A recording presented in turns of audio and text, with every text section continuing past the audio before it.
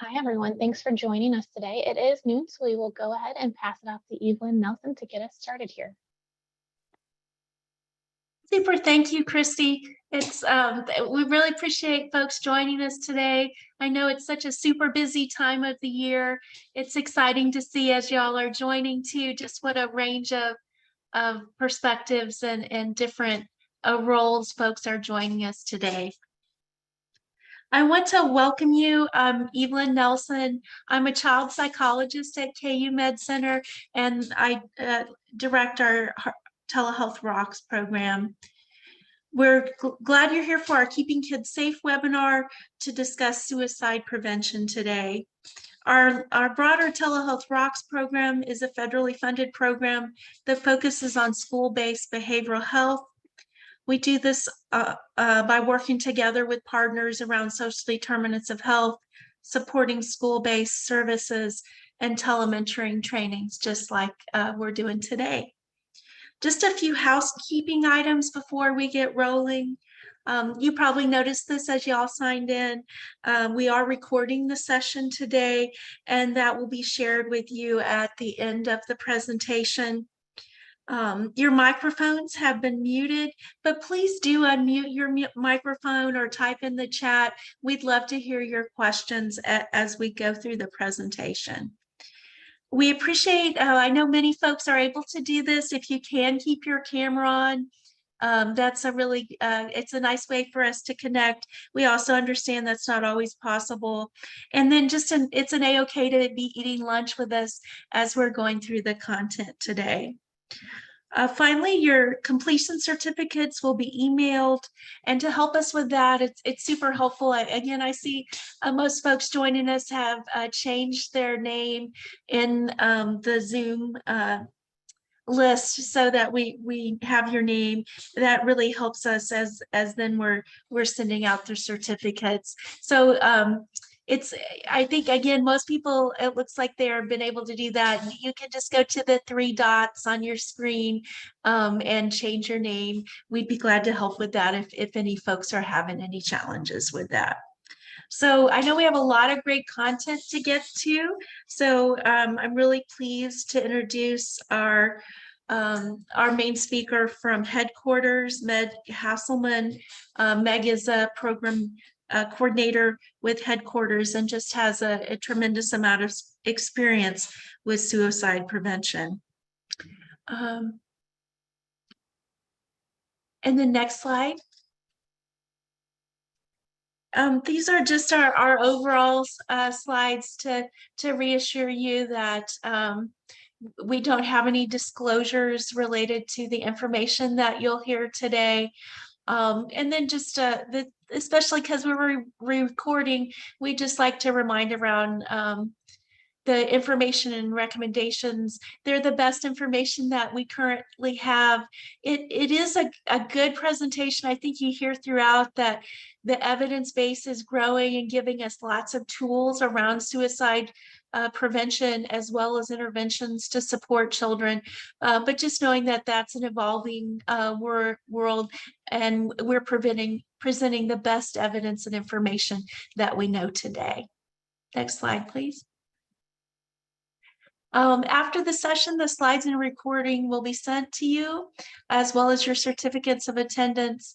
If you have any questions, please don't hesitate to get in touch with Christy, and the Telehealth ROCKS email is shared should you have any questions or concerns. Next slide. And so let me hand it off to Meg. Again, really appreciate you joining us today. Hi, everyone. Thank you for having me. Always really enjoy getting to connect with folks across the state. And it's really exciting to see such a wide variety of folks from different areas of working with children. So schools and case management and child therapists and all of that. So welcome. Thank you for being here. Just before I get started, want to say that I'm a very casual presenter. I really prefer when it feels like we're kind of having a conversation. So if you have questions or input, please feel free to put it in the chat. I don't have the chat pulled up because I'm too easily distracted But I know Robert is going to keep an eye on the chat for me and let me know if anything comes up that the questions or comments. I also want to say that I'm not the only person in the room that has some experience or expertise working with folks who are having thoughts of suicide or at risk of suicide. So I always love to hear other perspectives and find that I learn a lot whenever I'm doing these trainings. So I will go ahead and get started. So again, my name's Meg Hasselman. I'm from Kansas Suicide Prevention Headquarters. I work for the Kansas Suicide Prevention Resource Center, which is housed in headquarters. I wanted to give just a quick overview of what we do at headquarters and the part that we play in suicide prevention in Kansas. So through the Kansas Suicide Prevention Resource Center, we do a lot of policy and advocacy work. We had some representatives up at the State House really championing for the 988 bill, which I think I'll talk a little bit more about going forward. But so we do policy and advocacy. We also do a lot of trainings and technical assistance related to suicide prevention, intervention, and postvention. And then we also do postvention response. So if there is a suicide loss, folks can call our center and we can come and provide some counseling services and support for the folks who are impacted by that loss. And then we also do suicide care policy consultation and development. So if an organization is looking to write a suicide prevention policy or a suicide response policy, that is something that we provide consultation on as well. So that's kind of like the big picture stuff that we do. And then we also have some more clinical focused work. So we're the 988 Crisis Contact Center for Kansas, one of 3. We answer for all 105 counties in Kansas. We do have some help from some folks at Johnson County Community Mental Health Center and Sedgwick County ComCare Center answers for those counties, and we take their rollover calls. We're the only center in Kansas to answer for all 105. So we get a lot of calls. We also answer texts that are sent to 988 for Kansas. And we have a crisis chat program as well that you can access through the National Suicide Prevention Lifeline website. We answer those for the entire nation right now, along with, I think, 10 other centers. And then we have a pretty robust intern program. And what that looks like is those interns are getting some clinical experience under the supervision of a licensed and clinical social worker. And so new therapists get to practice and get feedback and supervision through that program as well. Yeah, go ahead and advance us. So before we get started, I wanted to go over just a few important terms so that we all are operating with the same understanding of what these different terms are, so that we don't have any confusion, right? And so that we're using consistent language throughout the presentation. So a suicide attempt is a self-injurious act that is committed with at least some intent to die as a result of that act, and it does not have to result in injury. So I don't know if any of you have ever found yourself in a position where you're thinking, okay, this student told me that they took 2 ibuprofen as a suicide attempt. And that's just definitely not enough, right, to be a suicide attempt. So it's not a suicide attempt. But the reality is that if there's intent for this act to result in death, then it is considered a suicide attempt. Non-suicidal self-injury, NSSI for short, is another term for self-harm. The reason that we're shifting from that self-harm language and moving into this non-suicidal self-injury term is because engaging in self-harming behavior purely for 100% reasons other than to end one's life is different than suicide, right? So a lot of times self-harm is a way for folks, or it's mostly seen in youth, right? The assumption is that person is, or I think the assumption can be that person is trying to kill themselves. But the reality is that self-harm is actually used as a way of coping or releasing pain, right? So maybe it's not what we would view as the healthiest coping skill, but that is generally what the goal is with self-harming behaviors. The other thing that's tricky about self-harm is that while most of the time it does not indicate suicide risk, it does raise risk for suicide, right? Because if somebody is well-versed in self-harming behaviors, they have a deeper understanding of what it would take for that to be a fatal act. Does that make sense? I think it can get a little confusing sometimes. Okay. An interrupted attempt is when a person starts to end their life, but someone or something stops them. So these are like external things, right? Somebody has a bottle of pills in their hands and somebody walks in and takes the pills from them. That is an interrupted attempt. An aborted attempt is when a person starts to take steps, but stops themselves. So that's an internal force, right? So maybe somebody is driving their car, their plan is to crash their car, and instead they decide, I'm going to turn around and drive home.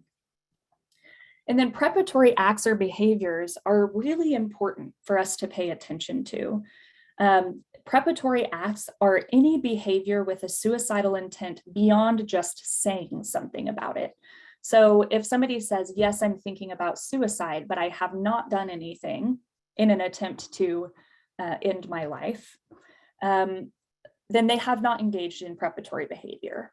But if somebody has started to engage in these behaviors, that might look like stockpiling pills, trying to gain access to a firearm, so on and so forth. We know that preparatory behavior is really highly indicative of a future attempt. So if we know that someone's having some suicidal ideation, we want to always check in to see if they've done anything yet, right? And we'll talk a little bit more about that going forward. You can go ahead and advance. So I pulled some data from the Kansas Communities That Care survey. This is that survey that goes out to all 6th, 8th, 10th, and 12th graders that really kind of gathers data from a variety of areas related to substance use, social, emotional skills. It's really trying to gauge what youth are identifying as protective factors and risk factors in their lives. Protective factors are things in someone's life that really help them to feel connected to life, that make them feel really seen and really supported. And risk factors are things that are in someone's life, and it could be biological things, it could be environmental things that increase somebody's risk for suicide or mental health distress. And so getting this information directly from the youth is really helpful in really trying to wrap our brains around what type of prevention activities are going to be useful, right? And so I thought it would be important for us to just quickly kind of look at the 2022 numbers that we gathered earlier this year. When I say we, I don't actually mean me or my agency, I mean the Greenbush, who does Kansas Communities That Care survey. So the depression and suicide questions are what we're going to talk about today. So during the during the past 12 months, did you ever feel so sad or hopeless almost every day for 2 weeks or more in a row that you stopped doing some usual activities, right? So what we're trying to gauge here is, are you experiencing depression or symptoms of depression, right? And you can see that while there was a small jump from 21 to 22, there is still an increase, right? And if we go back to 2018 and compare it to 2022, there's a pretty significant increase there. Now, I think it's important to acknowledge that the pandemic probably played a part in that, right? Students were more isolated. They had less access to supports outside of the home, less access to their friends and outside of school activities. So I think that that's definitely something that we need to keep in the back of our minds. All right, go ahead and move forward. So these data are really showing that 19.4% of students in Kansas, this is across Kansas, had thoughts of suicide. About 12% made an attempt or made a plan. 4.6% did make an attempt, and then there was about 0.45% that made an attempt without a plan. So that really shows that there are some impulsive attempts, right, that are happening, but a lot of times this is like something that a student is struggling with and working up to. And we have the opportunity as adults in their lives to really start to identify what these warning signs look like when youth are struggling. Something that we know is that youth are not likely to reveal their thoughts of suicide without being asked, right? I don't know that I've ever spoken with a kid about suicide who wasn't prompted by somebody else. So that tells me that it's really important that we're paying attention and we're willing to follow up when we see a student exhibiting some things that we're worried about. We'll talk a little bit about what some of those warning signs can look like. Parents typically aren't going to know about a suicide attempt or a plan. Even the parents who say, well, my child tells me everything, right? Sometimes that's true for a lot of things, but I think that when suicide is on the table, it is scary, right? And so they may not have the skills or the or feel like they'll be responded to in a way that's supportive and safe. And so it tends to be school mental health professionals, school counselors, teachers, administrators who are able to identify students who are at risk, and building those relationships and having some rapport with those students is really, really really important. Okay, go ahead and move forward. Okay, so a lot of times the way that warning signs are laid out, it's in this big long list of different behaviors or thoughts or verbal statements, right? And sometimes that can feel really overwhelming because a lot of times those warning signs are not just warning signs for suicide. They can be warning signs for other types of experiences as well, right? Trauma, mental health issues, and so on. So we like to categorize warning signs in these three different areas, because what we know, and based on my personal experience taking phone calls on the National Suicide Prevention Lifeline, these loss and pain are two themes that are very consistent in conversations about suicide. And that is true for adults and youth as well. So loss can be tangible or intangible, right? So I'm curious, I'm going to open up my chat here. Can you all throw out some things that you think of as being tangible losses?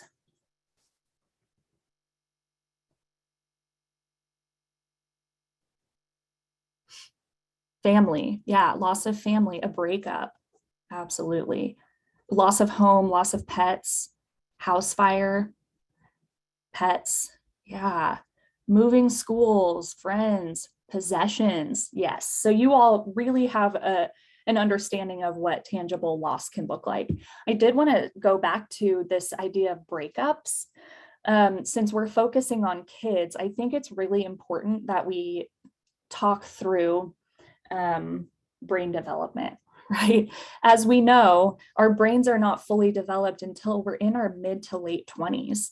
And so the last part of our brain to develop is that prefrontal cortex, where all of our rational decision-making ability is stored and all of our emotional regulation, right? And so when a youth experiences a loss like a breakup, to us as the adults, we might be thinking, well, this is just the beginning, right? You're going to have so much heartbreak through your life. This is just puppy love. You'll get over it, right? There might be this tendency to sort of brush it off. But to that youth, right, that might feel like the most world-ending loss they've ever had, right? And so we want to make sure that we're always taking it seriously, even if we think as adults their reactions are dramatic or over the top. Let's try to ground ourselves in the reality that their brains are still developing, and this might be their first experience of loss. So I always like to throw out that reminder, because I remember being told when I was a kid, you're so sensitive, you're so dramatic, right? When I really felt like I was experiencing true deep heartache, and I just wanted someone to say, I see you, I'm sorry you're going through this, right? Okay, so then we have I think the other thing to cover is that I have to close the chat because I want to just dive into conversation with you all and I have to stay on track. It's really important that we remember too that loss must be defined by the person. So the example that I like to share is someone going through a divorce. This might be the most gut-wrenching, heartbreaking experience of their life, right? They've never had such deep loss. Well, to someone else, they might be popping bottles of champagne, trying to celebrate this divorce, right? And so we really want to make sure that when we think that there's a loss, let's just ask, right? I know that you're going through this breakup. How are you doing? Does this feel like a big loss for you, right? The only way we're going to know is if we ask. So loss can also be intangible. Do any of you have some ideas of what intangible loss might look like? Yes. Identity, esteem, sense of self, time. Yeah. Those are all really good, right? Someone who's experienced some sort of trauma. Ooh, I like that one. Predictability, routine. Yeah. I think that those are really interesting experiences of loss, right? Because when you can sort of predict what's going to happen, you can prepare, right? When something unpredictable happens and your routine is sort of interrupted, that can be really, really incredibly difficult to navigate. Reputation, yeah. Safety, yep. So I think when somebody experiences a trauma or experiences a loss, it can be this intangible type of loss, right? And it's harder to identify those intangible losses. It is not impossible, right? If we're showing up and we're listening and we're meeting the person where they're at, it's likely that we'll hear some of these intangible losses, right? And then we have this category of pain. So we have expressions of pain and avoidance of pain. So expressions of pain can be psychological, right? So you might, that's where mental illness might show up or mental health diagnoses, physical expressions. So that might be where you start to see kind of those warning signs that there's generally a list of, right? Like big changes in behavior, aggression or irritability or really anxious. You also can hear some expressions of pain, right? I just can't do this anymore.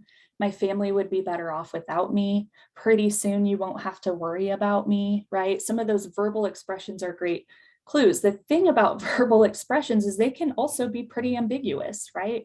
If I say pretty soon my family won't have to worry about me, maybe it just means I'm moving out, right? And moving and going on my own. But also it might mean that I'm thinking about suicide and I'm meaning that my family won't have to worry, you know, how I'm doing anymore because I won't be here. And so if you hear one of those ambiguous statements and it sort of hits you in your gut, follow up, right? The last category is gut instinct. And I'll get back to that actually. I skipped over avoidance of pain, which is a really important warning sign, right? So substance use is a way to avoid, way to numb.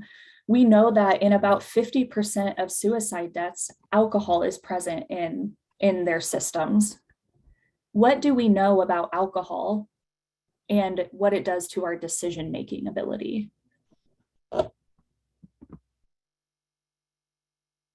It's a depressant. Yeah, what does it do to our impulses? It makes us more impulsive, right? It makes us more likely to act on something than we otherwise wouldn't if we were sober. So increase in substance use is always an indication that something might be going on under the surface that we really need to check in on. I think sometimes with kids, it looks a little sneakier, so it's harder to identify. Yeah, someone said liquid bravery. Absolutely. Yeah, I'm going to be more likely to follow through on this if I drink this alcohol. And then other risky behaviors can also be a way to avoid pain. So if I think about risky behavior, I think about driving recklessly or driving under the influence, risky sexual behavior, self-harm would fall under here, right? Oh, the other thing I wanted to say, I think it's on the next slide. Sorry, I'm jumping ahead here. So now we'll go into gut instinct. So sometimes you may not be able to observe warning signs, but you know someone's experienced a loss. You're working with a youth whose parents are going through a divorce or who has just moved from a new school into this school. And so you might just consider checking in, right? When you know something really big is going on in a youth's life, because sometimes they may not show warning signs or they may be more reserved about the way they express their emotions. And so it's really important that we're willing to check in and follow up. If you're noticing changes in behavior and somebody says, no, I'm fine, right? It may require some persistence. It may require us saying, I know you said you're fine, but I also know that you have all these things going on in your life right now. And that's a lot to take on. And I just want you to know that when you're ready to talk, I'm here, right? It doesn't sound like, well, it really seems like something's going on. You better tell me, like we want to be gentle about it. Those gentle reminders are really helpful. And it shows the person that you care, that you're willing to be there to listen, right? Even if it's uncomfortable, even if we're listening about pain, which we know is really hard to do. Any questions about warning signs? Diane Gamble asked about, and it may be generally transferable across depression, but specifically, seasonal affective issues, weather. How would you classify those? As in terms of warning signs? Yeah, as a risk or warning.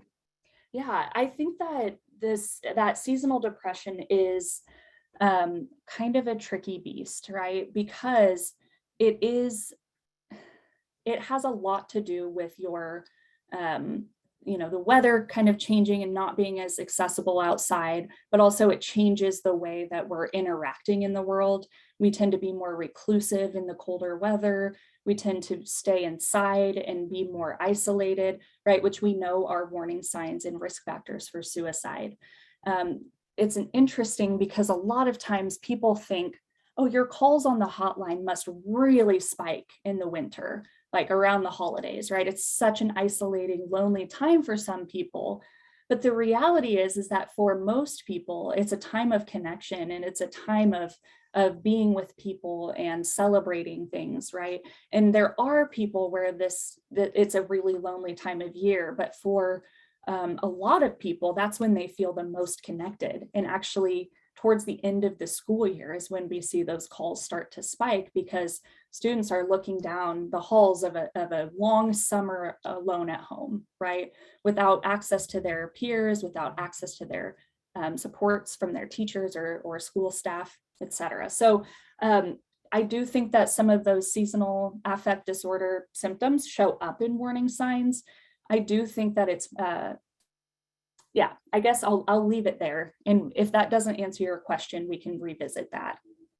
And then we had a couple others that are more just suggestions that we may get to later. But Susan Bunn talked about how the school nurse plays an important role because when kids are frequently coming to the school nurse's office, she's referring to the mental health advocate, and that often those are kids that are at risk. And then Bree Winslow brought up their mental health program at the school and the flyers they send out, but also that Big Brothers Big Sisters volunteers play an important role. So just wanted to bring up a couple ideas that people have brought up. I know we'll get into that in a minute, but didn't want to miss those. No, I love those suggestions. And I think that it's really important for us to hear what you all are already doing, right? Because I know that there's a lot of really good stuff already happening across the state. And a lot of really passionate adults who want to make sure kids feel safe and feel heard. So thank you for sharing. You can go ahead and advance. So some imminent warning signs. These are going to be warning signs that really we want to respond to immediately. So talking or writing about suicide, death, or a desire to disappear are all indicators that something is going on and we need to check in on this person or this student. I think a lot of times this can show up in the social media world. So when we're working with kids, we hear a lot, well, so-and-so posts every other day on Snapchat or TikTok or whatever, that they're going to kill themselves, and they haven't done it yet. So I don't think they're going to do it. They're just looking for attention. So the way that we respond to those kids is we say, well, what do you think that somebody who's looking for attention probably needs? And most of the time they guess it right. They say attention. Yeah, absolutely. People who are looking for attention need attention. People who are looking for attention are really seeking connection. As human beings, we are hardwired to connect with other people, right? And when our relationships are tarnished or fractured, it can really significantly impact the way we move throughout the world, right? We may feel more isolated, and maybe we don't know how to ask for help, right? And so these attention-seeking behaviors are the way that I know how to ask for help. And so we'll tell the kids, you don't have to be the one to check in on them at all. You don't have to be, but you should always tell an adult. If you see a student or if you see anyone posting about suicide or hurting themselves or anything like that on social media, let's tell an adult so that we can make sure that that youth gets what they need, right? That they get connected to services, that they get connected to support. The other thing we hear a lot with youth are jokes about suicide, or just kind of, it's become part of our vernacular, right? To say things like, well, if I don't get asked to prom, I'm going to kill myself, right? Where that person probably doesn't actually mean that, right? They just mean that they'd be devastated if they didn't get asked to prom. But sometimes we know that people will make jokes or comments about suicide to see how people are going to respond, right? So if I say this joke in front of Meg, is she going to freak out, right? Or is she going to show up and be ready to listen? Or is she going to play it cool, right? So that they're kind of trying to figure out, is this a person that I can go to talk about this? So the way that I always recommend responding to jokes about suicide are to pull the person aside a little bit later, right, into a private moment, and just say, hey, it seemed like you were making a joke about suicide. And so sometimes when people make jokes about suicide, it's because they're actually thinking about killing themselves. And so I just wanted to check in with you. Are you thinking about suicide? Right? So that that person knows one of two things, or will respond in one of two ways. The first will be, yes, I am actually thinking about suicide, right? It's going to show that you're a person that they can go to. The other response, hopefully, is, no, I'm not actually thinking about suicide. And then the hope is that the jokes aren't as frequent, right? Meg, can I ask a question? Yeah. Sorry, this is my question, but so much of social media, like Facebook and others, when any mention of those types of things are brought up, it leads to, banning and other issues related to that and reporting. Are there risks that people aren't going to bring these things up because they don't want the attention? I mean, I'm just curious about the other side of that, kind of not secretly. How do you get at those kids, I guess is what I'm saying, that aren't going to bring it up because they don't, they're serious, they don't want the attention, and they know what will happen. Yeah, I think that's a really good question. And I think it's different for every kid. I think that even the kids that seem similar, have similar experiences, their response to the conversation about suicide will be different inevitably. But what we know is that generally, the majority of people who are thinking about suicide do exhibit warning signs. And so when we're identifying those, right, the way that we talk about it can make a huge difference. So we're going to talk a little bit about checking in on people going forward. So I will get back to this, Robert. And if I don't answer your question, I think we can workshop it. Does that sound okay? Well, absolutely. This is the kind of stuff we'll work on the ongoing Echo, where we'll really delve into this and help with all types of approaches and plans, and so that people really can have good responses. I love it. Yeah, I think that's brilliant. All right, if you know that someone has a plan for suicide, it's really important that we respond to that. It's extra important that we know if there's intent to act on that plan. We'll also talk through what that looks like here going forward. And then any sort of making preparation. So giving away belongings, sorting out any sort of responsibility, writing a suicide note, looking for means to attempt suicide. We had this example of a young girl who was setting up different, like reaching out to different pockets of friends and family. Some people she hadn't spoken to in quite some time, right? And so what she was doing was setting up like a goodbye tour, right? And kind of trying to spend one last good moment with all these people in her life. Well, someone was able to identify, well, she's been spending a lot of time with people that she's like not really been connected with for several years. This seems a little off. And so they checked in with her and they did find that she was thinking about suicide, right? So that just shows that if you're paying attention, there are ways to pick up on different warning signs, right? It does not mean that every student who's like reaching out to friends from the past are thinking about suicide, but it is a good idea if you're noticing to check in and see what's going on. All right, go ahead and move us forward. Okay, we don't have very much time, so I'm gonna have you move ahead and we can come back to this if we need to. I might just interject, Meg. Yeah. I think that we've had such good interactions with our audience. I think we could totally take time here and we can push some of the bigger picture things to our Echo series. So please do take all the time you need. It's wonderful information. Okay, thank you so much. I do think it's really important that we get to this portion of the presentation. I don't know if any of you all have ever heard a statement like this. I don't want to ask my students about suicide because I don't want to put the idea in their head. Yeah, that's a really common theme that we hear, right? We hear it from parents, we hear it from teachers, we hear it from school administrators. What we really want to emphasize is that it is safe and actually very protective to ask directly about suicide. I know that there's some new legislation that's rolled out, which impacts the way that school mental health professionals will navigate these conversations with students. But from my point of view, it is perfectly safe to ask about suicide. Perhaps you're the first and only person who's actually used the word suicide. And that's going to tell that youth or that person you're speaking with, this is a person I can talk to. This is a person who is going to show up for me, right? Simply asking that question conveys so many messages of support.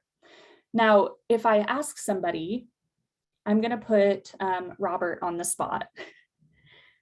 So if I asked, you're not thinking about suicide, are you? Robert, what's your impression of that question? You want me to say no? Yeah. So the way that we ask is really important, right? We want to make sure that through our asking, we're conveying compassion and empathy, even if you're internally freaking out, right?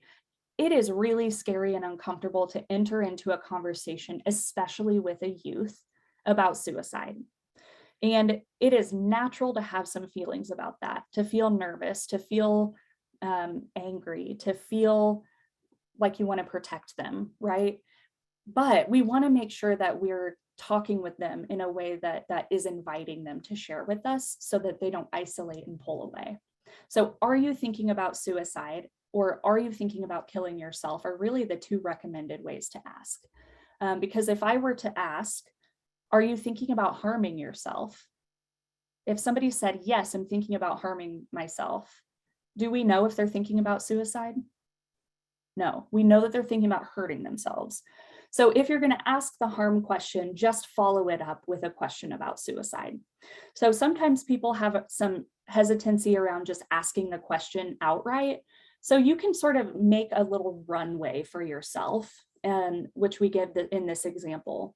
So I've noticed that you've been sleeping a lot in class, and your coach told me that you've been missing practice. Sometimes when people are struggling, they think about suicide. So it makes me wonder, are you thinking about suicide? right? So what we did there is we pointed out some specific warning signs that we identified.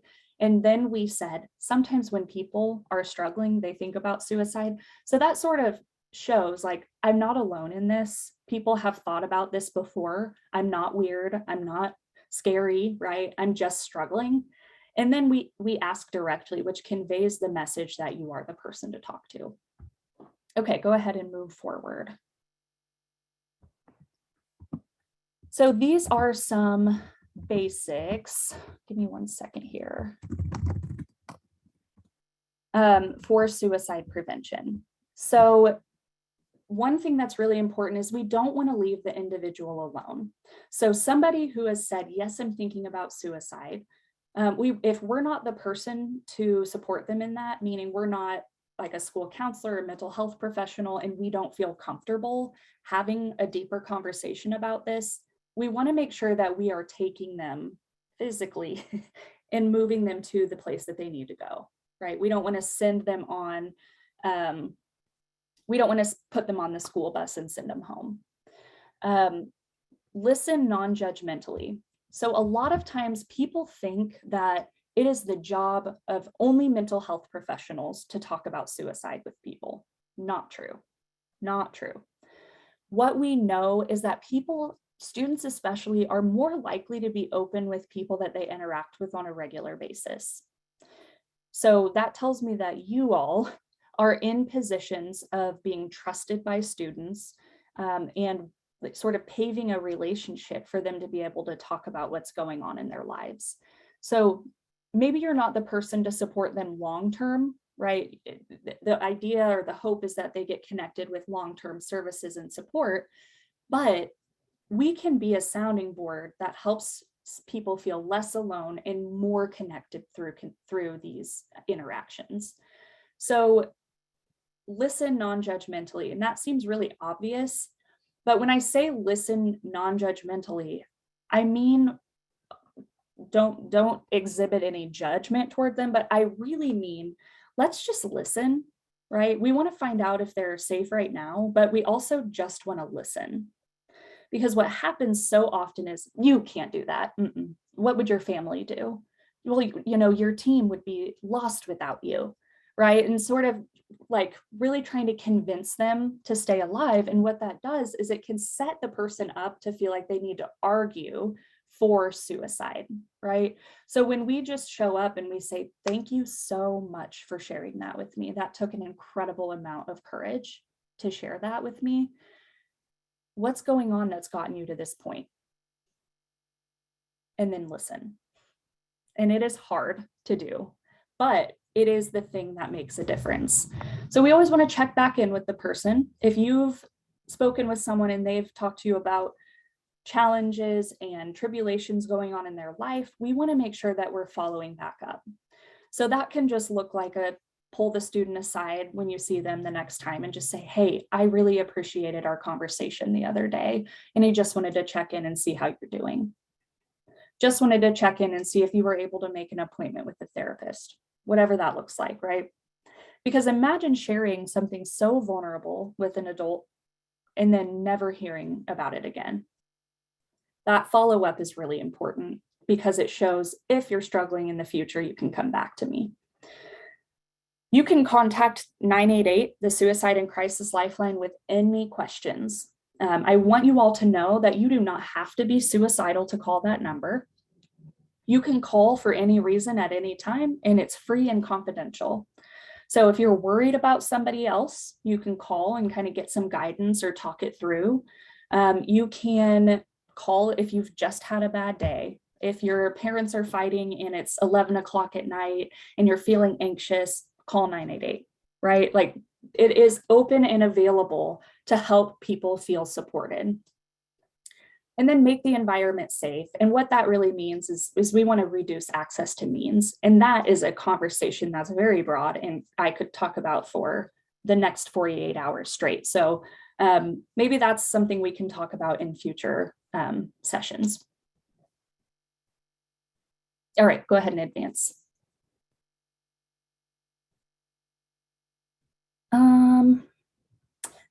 Okay, so creating immediate safety might look like creating a safety plan. Did I include a safety plan? Can you go to the next slide, Christy? I have recently made probably 5 different presentations, so I just having trouble keeping them straight. So this is an example of a safety plan. A safety plan is a written document that helps people not act on their thoughts of suicide. So this is where we're really looking for naturally occurring strengths in someone's life or natural supports that we can include on this list. It also includes warning signs. So what does it look like when a crisis is arising for you? What are some internal strategies that we can tap into to help get you through this really elevated moment, right? And that's going to look different for everyone. So it's really important that when you're making a safety plan with someone, that you're doing it collaboratively. The ideas should be coming from the person that you're safety planning with, and you act as the resource, right? So you might be Googling local urgent care numbers or trying to figure out where the nearest ED is. But we really want like those natural strengths to come from the person, because it's a good reminder and it can be really empowering. You have all these things in your life, right? So let's talk about how we can use these to keep you safe right now. All right, go ahead and move forward. It is National Suicide Prevention Month, so there are a few things going on. If you're looking to engage students around suicide prevention, we have a youth suicide prevention art contest. They should be sending out a link. You'll have access to the link to that submission page with all the information. It is a great opportunity for students to really get involved and put their voice in the messaging around suicide prevention in 988. We also have a campaign running, #ChalkAboutSuicidePrevention, which is a fun chalk event. So also a great youth activity. Get out there, chalk some sidewalks with messages of hope and promoting 988. And then if you put it on social media and tag us, we will share it. And then we also have a statewide suicide prevention coalition. If you are interested in these efforts, we would love youth-focused folks to join. You can send an email to coalition@ksphq.org and you will get a response from our policy and coalition coordinator. I think that's all that I have. I think I've maybe gone over my time a little, so I'm going to zip my lips and let you all ask questions.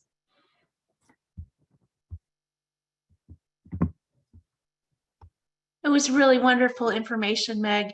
We do want to pause here, just like you said. We'd love to hear from the audience if there are questions or thoughts.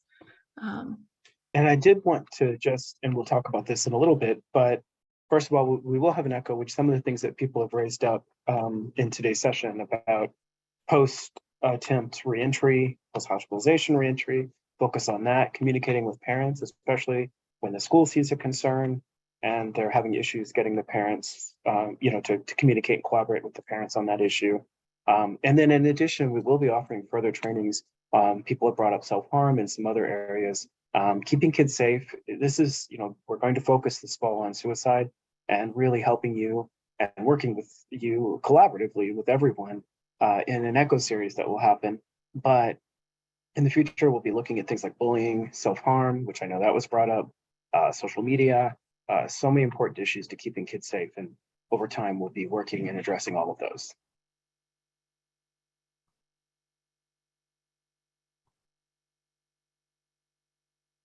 Are there questions? Sorry to jump in, and I hope I didn't stop any questions from happening.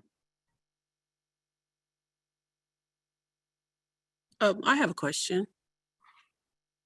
So with working with like older kids, does 988 offer information if the child feels like a parent or like guardian might be having suicidal thoughts? Yes, absolutely. That's a great resource for kiddos if they're seeing warning signs in their friends or loved ones, and they don't necessarily know who to go to. 988 is an incredible resource. And I'm not just saying that because I train those volunteers. I'm saying it because it's true.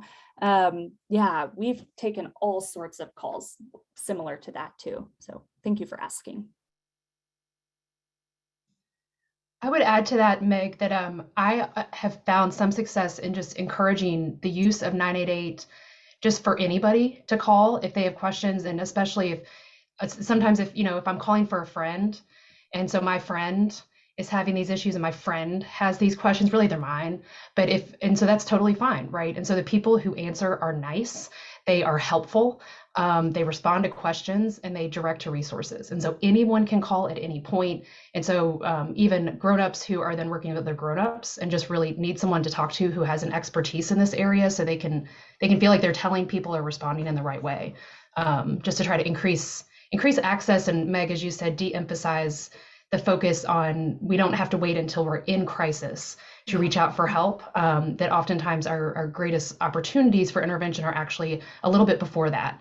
And so the more that we can encourage folks to ask for help sooner, then the more ahead of that game we can get to. Yeah, thank you, Melissa.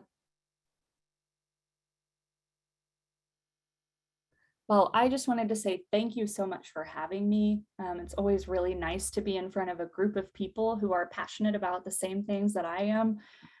So I'm so appreciative to you. I'm going to put my email in the chat. If you all have any questions that pop up or are interested in setting up a training or something, please reach out and let me know. And I think we have a couple more things to slides to go through. I don't know, Christy, if you want to I know we won't do most of the presentation, but we do want to talk about the upcoming ECHO, and you'll be receiving information about it after today. Evelyn, do you want to kind of finish this up? We have just a few more minutes. Yeah, I think we can especially cover the next two slides. I think all the discussion really does queue up.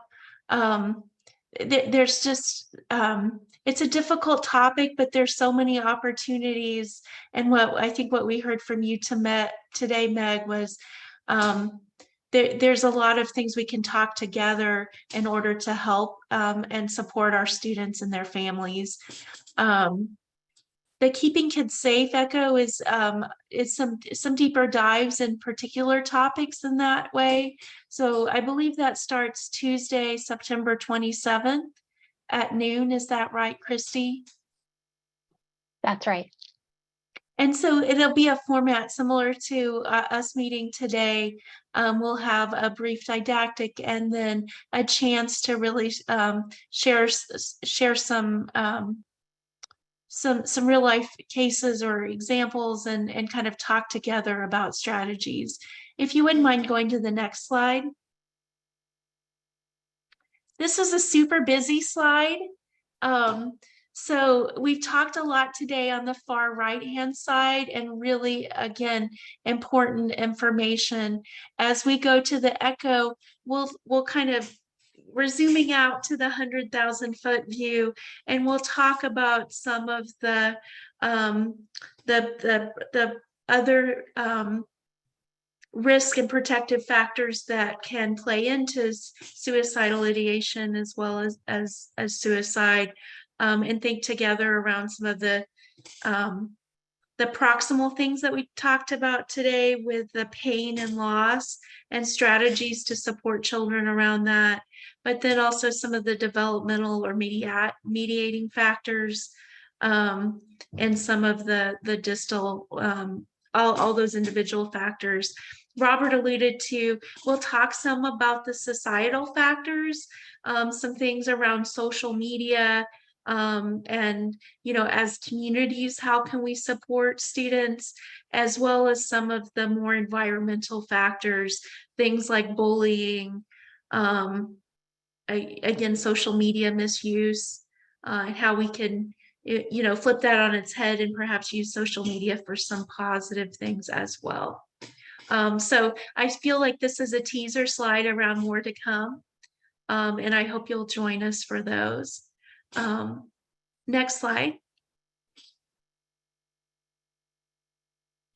Again, we'll talk about this, some of the deeper dives in the upcoming ECHOs. Next slide.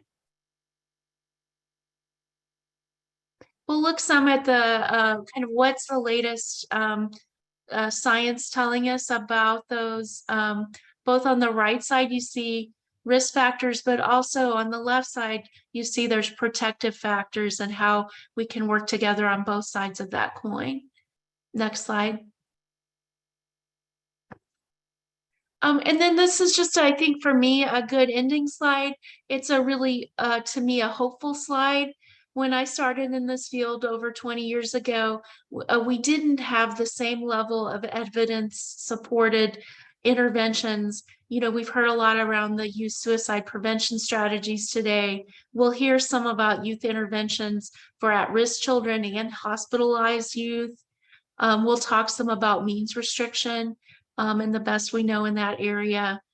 I think for us and the ECHO and what we've heard from partners is also, we'll talk throughout the series about healthy lifestyle. Also, we've done series in the past around trauma-informed care and really seeing the healthy lifestyle and trauma-informed care as a foundation for this other suicide-specific topics that you'll hear about. Go ahead to the next slide, Christy. Thank you. So we'll leave that with our key takeaways today. Just the real how lucky we are to have the 988 resource and the wide range of uses of that resource. I know Meg really has brought home for us every threat of suicide should be taken seriously, and she's given us some really excellent ways and practical ways to talk with children and youth. And then again, we'll hear more about the take home number 3 over the course of the ECHO series. So thanks so much for joining today. We hope you'll be able to join our future echoes, or they'll also be available with archived videos. So if you have particular areas of interest, we hope those will be good resources. We'd love to continue to hear from you. If there's topics we haven't mentioned that are really on top of mind, please do keep in touch because we want to address the questions you have. Christy will help us with the slides and materials, and she's also shared a survey, again, really to help us best tailor these presentations to meet needs. So thank you so much for joining today. Christy and Robert, are there other things I've forgotten? We just hope to see everyone in the ECHO. We put the registration, but we'll also send that out. And then also want to let people know, because in your registering for this, we asked you what was most important, and many of you talked about resilience and self-care. And wanted to let you know that we're also focusing on that for the entire year. And we'll have an ECHO series upcoming that you'll receive information about called Ready to Learn. And we really want to focus on practical things, and also approaches and techniques that are going to take less time, not more, for both you and kids to be more focused and ready to learn. We know as we look at the results of COVID and everything else and school disruption that kids are behind in reading and math, and we want to focus on literacy, but we have to focus on getting kids to a place in a space where they are ready to learn, so we can really help them catch up and be successful. So excited about both those echoes as well as other echoes that we'll have over the next few months, and can't wait to see all of you there.